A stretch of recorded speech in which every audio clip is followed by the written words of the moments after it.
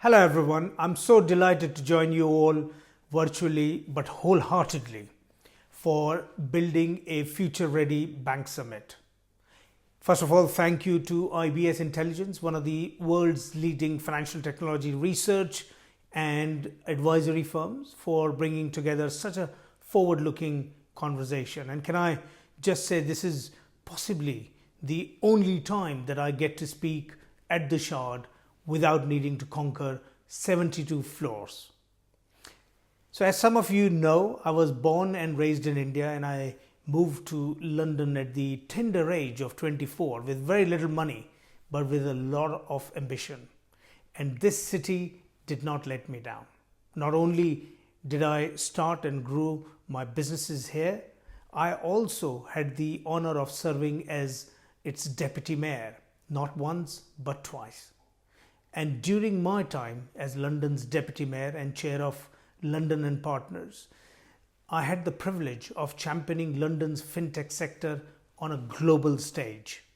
We worked to attract investments, support startups, and build bridges between innovators, regulators, and institutions. From hosting delegations at London City Hall to promoting British fintech in the US, Europe, India, and the UAE, and beyond, I saw firsthand how London's openness to innovation made it a magnet for global talent and ideas. When I first arrived in 2001 to London, like many immigrants, I experienced the complexity and cost of traditional financial systems, especially when it came to sending money internationally or setting up a small business bank account.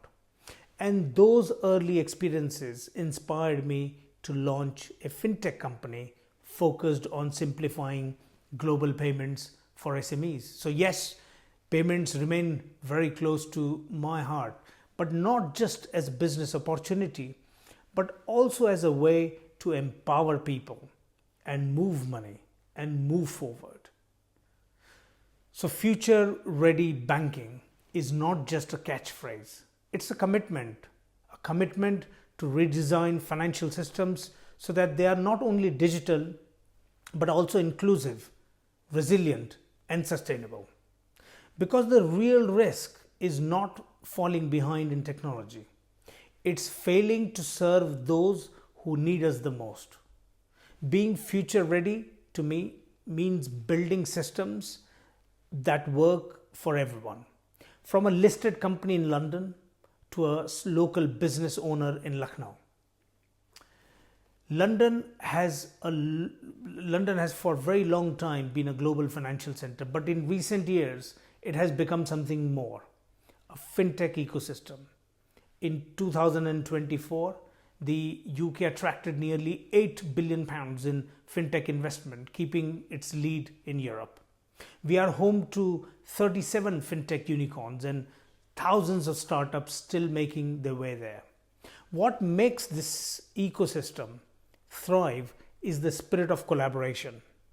Startups, corporates, investors, regulators, policymakers, we all sit at the same table. Sometimes we disagree, but we do talk and work together. And that openness is a huge competitive advantage here. Just last month, the UK and India finally signed the much-awaited free trade agreement after only 13 rounds of negotiation, 7 prime ministers, and roughly 10,000 cups of masala chai. This is a huge moment. This deal is expected to double bilateral trade to over 120 billion by 2030. It reduces tariffs, opens services, and creates new space for collaboration in fintech, payments, regtech, and ESG. India brings scale and digital infrastructure. The UK brings global reach and regulatory experience. And together, the opportunities are huge. This is more than just a trade agreement. It's a platform for co-creation.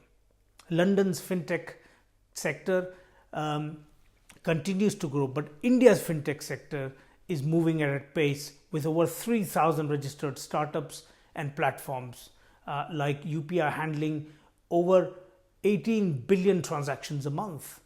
The public digital infrastructure that India has built around identity, payments, account aggregators is remarkable.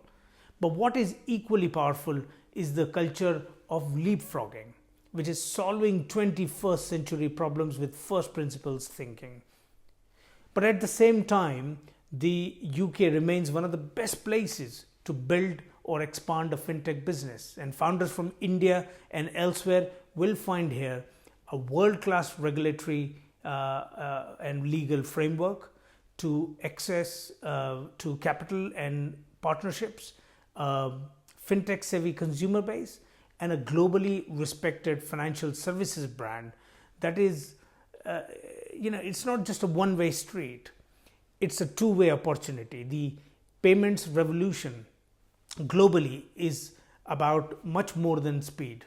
It's about reaching those who were left out: micro businesses, gig economy workers, rural consumers. It's about giving people control over their money transparently and affordably and securely. And now fintech is playing a vital role in another area: climate finance. The UK raised nearly £11 billion through green bonds and sustainable saving products last year alone. ESG is no longer optional. It's central to responsible banking. And fintech can accelerate that transition from carbon tracking to climate linked loans. And this is another powerful area where I think UK and India cooperation can lead globally. So what does a future-ready bank look like?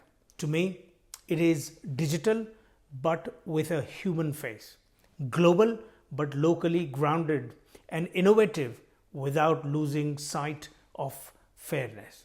The future of banking is not just about what we build, it's about who we build it for. Let us create financial systems that serve more people, in more places, with more purpose. And before I close, I want to take a moment to thank all the entrepreneurs, technologists, and innovators. Many of you are here in this room. Your work does create more wealth, but it also creates possibility. Your ideas encourage, help build solutions that touch lives, empower communities, and reimagine the future. You remind us that progress is not just measured in profit, but in positive change we bring to people's everyday lives. So thank you once again to IBS Intelligence for bringing us all together, and thank you all for listening. Let's stay connected and let us stay future ready. Thank you very much.